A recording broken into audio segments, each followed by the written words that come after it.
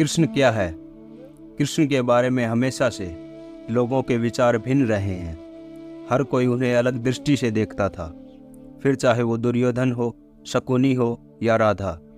कृष्ण को लेकर सबके अलग विचार रहे हैं। दुर्योधन अक्सर कहता था कि कृष्ण एक मुस्कुराता हुआ बदमाश है। वो हर कार्य कर सकता है, वो खा सकता है, वो पी सकता है, वो प्रेम कर सकता है, वो लड़ सकता है, वो नाच सकता है, वो गा सकता है, वो बूढ़े लोगों के साथ भी बात कर सकता है और बच्चों के साथ भी खेल सकता है। ऐसा कोई कार्य नहीं जिसे वो नहीं कर सकता। वो एक मुस्कुराता हुआ भयानक मनुष्य है। शकुनी कहता था कि चलो मान लिया कि वो भगवान है, मगर मैं क्या करूं? भगवान कर ही क्या सकता है?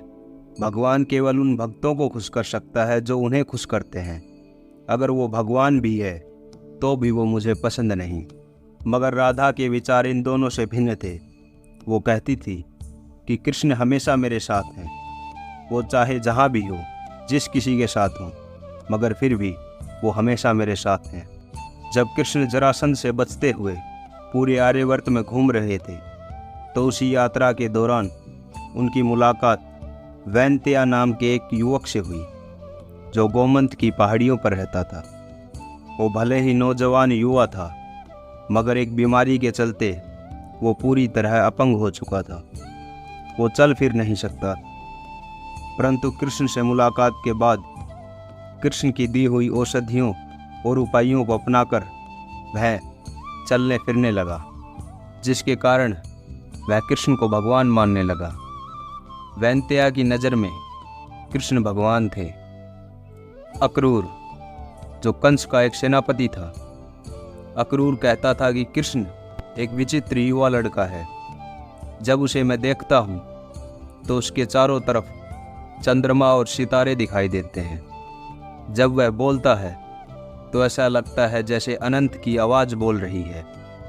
अगर इस दुनिया में कोई उम्मीद और आसरा है तो वह कृष्ण है। शिखंडी कहता था कि कृष्ण ने मुझे कभी कोई उम्मीद नहीं दी, मगर उनकी उपस्थिति एक सकारात्मक उम्मीद का अनुभव करवाती है। ऐसे ही कृष्ण के बारे में सबके अलग विचार थे। कोई उन्हें एक प्रेमी मानता था, कोई उन्हें एक योद्धा और कोई उन्हें एक मधुर बांसुरी वादक। मगर वास्तव में कृष्ण कौन है? कृष्ण वो है जिसने एक नटखट और शरारतपूर्ण बचपन बिताया। वो अपनी हरकतों से गांव में सबको सताया करते थे। वो गांव के हर घर से माखन चुरा कर खाते थे, मगर फिर भी गांव के सभी लोग उनसे प्रेम करते थे, क्योंकि वो एक अनोखे प्रेमी थे। एक ऐसे प्रेमी जिसके प्रेम के वशीभूत होकर लोग उनकी गलतियों को भी भूल जाया करते थे। वो एक मोहक बांसुरी वादक थे और एक सुंदर नर्तक। उनकी रुचि कलाओं में ज़्यादा रही। उन्हें नई नई बातें और नई नई कलाएं सीखना बचपन से अच्छा लगता था, और इसी शौक़ के चलते उन्होंने अपने जीवन में 64 तरह की अलग अलग कलाएं सीखी। कृष्ण के जीवन का एक महत्वपूर्ण पहलू ये है कि उन्होंने कभी भी अपने शौक़ को अधूरा नहीं रखा, चाहे वो रथ चलाने का शौक़ हो या बांसुरी बजाने का, नई नई कलाएं सीखने का शौक़ हो या राजा बनने का। उन्होंने कभी भी अपने पसंदीदा काम को मन में नहीं रखा। उन्होंने अपने जीवन में अपने सभी शौक़ पूरे किए। अगर ये उनका दुर्भाग्य है कि लोग उनके ज्ञान की और कलाओं की चर्चा नहीं करते, लोग केवल गोपियों के साथ उनके रास की और राधा के साथ उनके प्रेम की बातें करते हैं।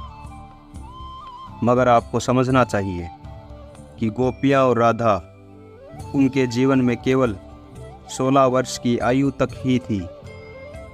उसके बाद वो कभी भी राधा या गोपियों से ना मिलने गए और ना फिर उनकी कभी मुलाकात हुई। 16 वर्ष की आयु के बाद उन्होंने एक गंभीर और अनुशासित जीवन जिया। उसके बाद लगभग 8 वर्षों तक उन्होंने ब्रह्मचारी साधना की, मगर इन सब बातों की चर्चा कभी कोई नहीं करता। कृष्ण वो है जिसे सब जानते हैं मगर कोई समझता नहीं। लोग उनके हसीन जीवन की बातें करते हैं मगर कोई उनके कष्टों की बातें नहीं करता। एक बच्चा जो अपने माता पिता, मित्रों और परिवार के साथ खुशी खुशी रहता था, अचानक उसे एक दिन उन सब से अलग कर दिया जाता है, और वो भी हमेशा के लिए। जो कल तक खुशी खुशी अपने गांव में रहता था, उसे अचानक बताया जाता है कि ये लोग उनके अपने नहीं हैं। नंद और यशोदा उनके असली माता पिता नहीं हैं। तो सोचिए उस 16 वर्ष के बच्चे पर क्या बीती होगी, वो कितना दुखी हुआ होगा। मगर उनका दुर्भाग्य है कि उनके कष्टों की बातें कोई नहीं करता, उल्टा उन्हें ही निर्मोही कहकर इन सब बातों का दोषी बना दिया जाता है। मगर क्यों कोई समझना नहीं चाहता कि कैसे एक गाय भैंस चराने वाला लड़का, जिसे जरासंध के भय से उसी की जीती हुई नगरी मथुरा से निकाल दिया जाता है, तो फिर कैसे वो द्वारका जैसी नगरी का राजा बन गया। ऐसा क्या हुआ कि उसे ग्वाला कहने वाले लोग उसे अपना भगवान मानने लगे। कैसे यशोदा मैया का कान्हा सारे भारतवर्ष का भगवान हो गया। कोई ये बातें क्यों सुनना और समझना नहीं चाहता।